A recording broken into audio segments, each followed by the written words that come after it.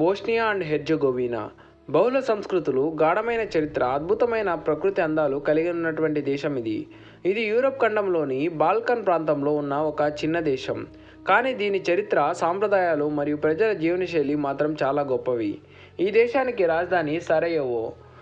జనాభా సుమారు 32 లక్షల మంది. భౌగోళికంగా ఇది క్రొయేషియా, సెర్బియా, మాంటెనెగ్రోలతో సరిహద్దులు పంచుకుంటుంది. జాతీయ జెండాలో నీలం రంగు మరియు పసుపు రంగుల తారలు కనిపిస్తూ ఉంటాయి. ఇది యూరోప్ యూనియన్ వైపు ఆశల సూచికగా చెప్పవచ్చు.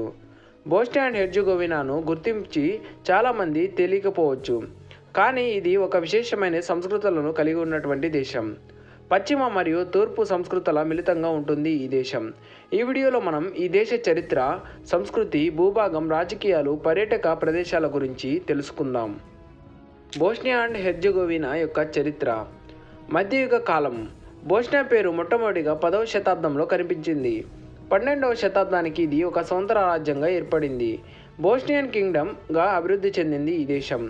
ఆ సమయంలో ఇది ఒక శక్తివంతమైన సామ్రాజ్యంగా ఎదిగింది. ప్రసిద్ధమైనటువంటి రాజులు బాన్ కోట్రమాన్, స్టెఫానో ట్వర్కో వంటి రాజులు చూడవచ్చు.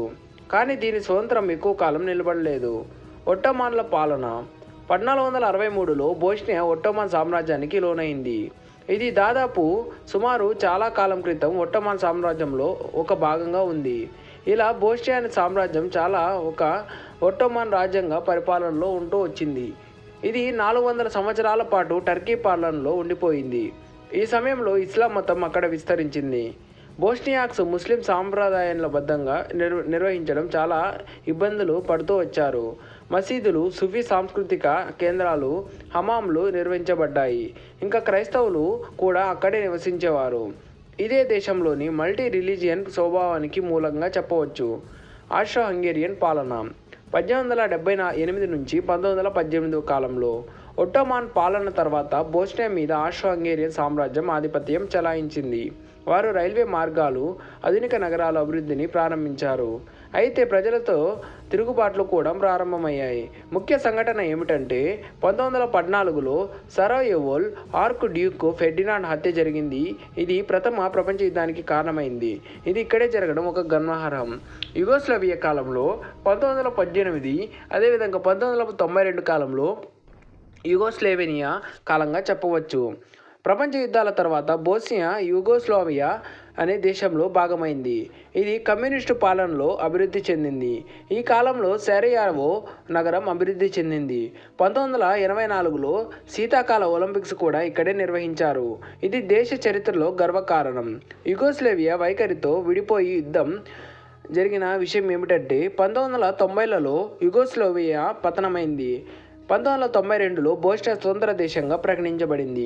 అయితే దేశంలో 3 ప్రధాన జాతుల మధ్య తీవ్రమైన మతపరమైన జాతీయ గొడవలు మొదలయ్యాయి.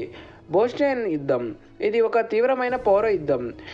వేలాది మంది మరణించారు, లక్షలాది మంది శరణార్థులుగా వెళ్ళిపోయారు. ఈ యుద్ధంలో జరిగిన సెబ్రెనిచా హత్యాకాండ ప్రపంచంలో దృష్టిని ఆకర్షించింది.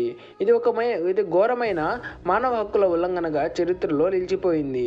1995లో అమెరికా మధ్యవర్తిత్వంతో డేటన్ ఒప్పందం జరిగింది. ఇప్పటి నుంచి యుద్ధం ఆగిపోయింది. ఈ విధంగా ఈ ఒప్పందం ప్రకారం బోస్నియాను 2 ప్రధాన ప్రాంతాలుగా విభజించారు. ఒకటి ఫెడరిక్ ఆఫ్ బోస్నియా అండ్ హెర్జగోవినా, అదేవిధంగా రిపబ్లిక్ స్పార్స్గా నిర్వహించడం జరిగింది. ఈ చరిత్రలో ఒక దేశం ఒక గాఢమైన నిబద్ధతను పాటించడం జరిగింది. బోస్నియా అండ్ హెర్జగోవినా యొక్క geography. Bosnia and Herzegovina Europe ఖండంలోని బాల్కన్ ప్రాంతంలో ఉంటుంది. ఈ దేశం సుమారు 51,000 చదరపు కిలోమీటర్లు విస్తీర్ణం కలిగి ఉంది. ఇది పర్వతాలతో మరియు నదులతో నిండి ఉన్నటువంటి దేశం. దేశంలో ప్రధానంగా 2 భాగాలు ఉంటాయి, బోస్నియా మరియు హెర్జగోవినా. బోస్నియా ఉత్తర మరియు మధ్య ప్రాంతాలు ఉంటే హెర్జగోవినా దక్షిణ ప్రాంతం. ఈ ప్రాంతాల్లో ఎడారులు చాలా తక్కువ, ఎక్కువ భాగం పర్వతాలే ఉంటాయి. ప్రకృతి యొక్క నదులు చూస్తే దనూబి నది, అదేవిధంగా నెరెట్వా నది, బోస్నా నదులు ముఖ్యంగా మనం ఇక్కడ చూడవచ్చు. పర్వతాలు దినారా పర్వత శ్రేణి ఇక్కడ ప్రాముఖ్యంగా ఉంటుంది. జలపాతాలు, సరస్సులు మరియు జంగిళ్ళు ఇక్కడ చూడవచ్చు. కాలగతి అంటే క్లైమేట్ ఎలా ఉంటుందంటే ఇది ప్రధానంగా మోడరేట్ కంటినెల్ వాతావరణం కలిగి ఉంటుంది. గ్రీష్మకాలంలో ఎండ ఉంటుంది, శీతాకాలంలో మంచు పడుతూ ఉంటుంది. దక్షిణ భాగంలో కొంతమేర మెడిటేరియన్ వాతావరణం కలిగి ఉంటుంది. ముఖ్యమైనటువంటి నగరాలు సారయెవో, అదేవిధంగా మొస్టాస్టర్ లాంటి నగరాలు మనం చూడవచ్చు. బాంజాలుకా, టూజ్లా వంటి నగరాలు ఇక ప్రముఖంగా మనం చూడవచ్చు.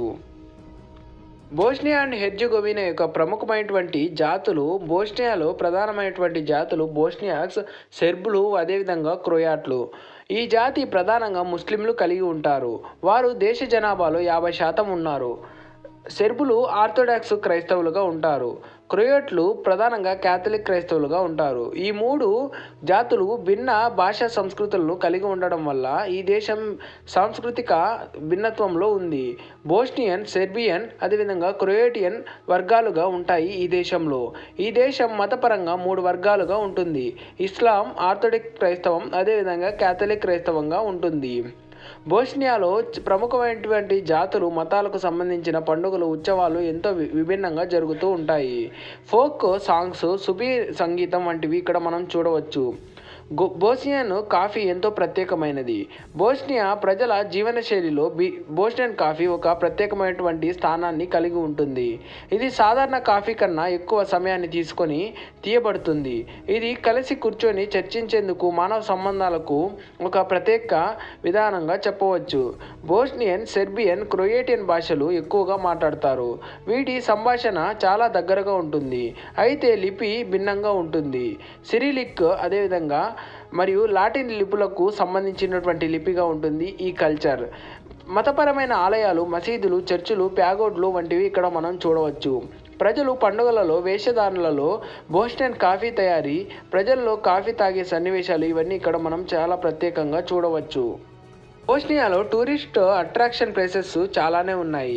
అయితే మనం ముఖ్యంగా చూడవలసింది స్టారీ మోస్టార్స్ వంతెన, అదేవిధంగా సారయెవో రాజధాని నగరం, నేచర్ లవర్స్ కోసం టారా నది, ఊనో నది, జువోర్ పర్వతాలు వంటివి ఇక్కడ చూడవచ్చు.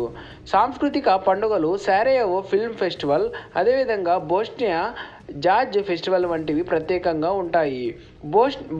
బోస్నియా అండ్ హెర్జెగోవినా సందర్శించిన ప్రదేశాలు ఏవైనా ఉన్నాయంటే స్టారీ మోస్ట్, బషార్చియా, స్పెన్స్ ఫెస్టివల్, టారా నది, కేనియన్, అదేవిధంగా బాంజా లుకా నగరం, విహోకో సైట్స్ వంటివి ఇక్కడ మనం ప్రత్యేకంగా చూడవచ్చు. ఈ దేశంలో మోస్టార్ వంతెన చాలా అద్భుతంగా కనిపిస్తూ ఉంటుంది. బోస్నియా అండ్ హెర్జెగోవినాలో ప్రత్యేకమైనటువంటి వంటకాలు ఏవైనా ఉన్నాయంటే అవి సెవాపి, బోస్నియన్ ఫిటా, అదేవిధంగా బోస్నియన్ కాఫీ ఇవన్నీ కూడా ప్రత్యేకంగా కనిపిస్తూ ఉంటాయి. ఇక్కడ సంస్కృతి చాలా అద్భుతంగా ఉంటుంది. విభిన్నంలో ఏకత్వంగా ఉంటుంది ఈ యొక్క సంస్కృతి. చాలా మతాలకు ప్రతీగా ఉన్నటువంటి ఈ దేశం ఎంతో అద్భుతంగా కనిపిస్తూ ఉంటుంది ప్రజలకు. ఇక్కడ చూడేసే ప్రదేశాలు చాలానే గొప్పగా ఉంటాయి. బోస్నియా అండ్ హెర్జెగోవినా దేశంలో ప్రస్తుత పరిస్థితులు ఎలా ఉన్నాయంటే రాజకీయంగా బోస్నియా అండ్ హెర్జెగోవినా ఒక సంక్లిష్ట రాజకీయ వ్యవస్థ కలిగి ఉంది. 1995లో డేటన్ ఒప్పందం తర్వాత దేశం 2 ప్రధాన రాష్ట్రాలుగా విడిపోయింది. 3 జాతుల ఆధిపత్యంలో ఉంటుంది. ఈ యొక్క రాజకీయ విభజన వల్ల పరస్పర నిర్బంధం ఉండటం వల్ల ప్రభుత్వం తక్కువ సమర్థవంతంగా పనిచేస్తూ ఉంది. అయితే దేశంలో ప్రజాస్వామ్యం కొనసాగుతూనే ఉంది. యుద్ధం తర్వాత దేశ ఆర్థిక వ్యవస్థ క్షీణించింది, కానీ ఇటీవల కొన్ని అభివృద్ధి దేశాల్లో ముందుకు సాగుతుంది. పర్యాటకం, వ్యవసాయం, చిన్న పరిశ్రమలు ప్రధాన ఆదాయ వనరుగా ఉన్నాయి. యూరోపియన్ యూనియన్ చేరడం కోసం బోస్నియా ప్రయత్నాలు కొనసాగిస్తూ ఉంది. యుక్త వయస్కులు మరియు యువత కొత్త అవకాశాల కోసం పలు దేశాలకు వెళ్ళిపోతున్నారు, కానీ దేశంలో మంచి విద్యా వ్యవస్థ లేదు. పర్యాటకం మరియు అభివృద్ధి చెందాలన్న ఆశతో ముందుకు సాగుతుంది ఈ దేశం. బోస్నియా అండ్ హెర్జెగోవినా అనేది శాంతి, సహనానికి ఒక గొప్ప నిదర్శనంగా చెప్పవచ్చు. ఇది చరిత్రలో ఒక గొప్ప విధానాలను పాటిస్తూ వస్తోంది ఈ దేశం. ఈ దేశంలో రాజకీయ వ్యవస్థ అనేది ఒక ప్రత్యేకమైనటువంటి వ్యవస్థగా మనం చెప్పవచ్చు. ఎందుకంటే ఎన్నో మతాల కలయిక, అదేవిధంగా విభిన్న తెగలకు ప్రాతినిధ్యం వహించే ఒక వేదికగా చెప్పవచ్చు ఈ దేశాన్ని. ఈ వీడియోపై మీ అభిప్రాయాలను కామెంట్ రూపంలో తెలియచేయండి. లైక్ చేయండి, షేర్ చేయండి. మరిన్ని గ్లోబల్కు సంబంధించిన వీడియోస్ కోసం మా ఛానల్ను సబ్స్క్రైబ్ చేయండి. జై హింద్.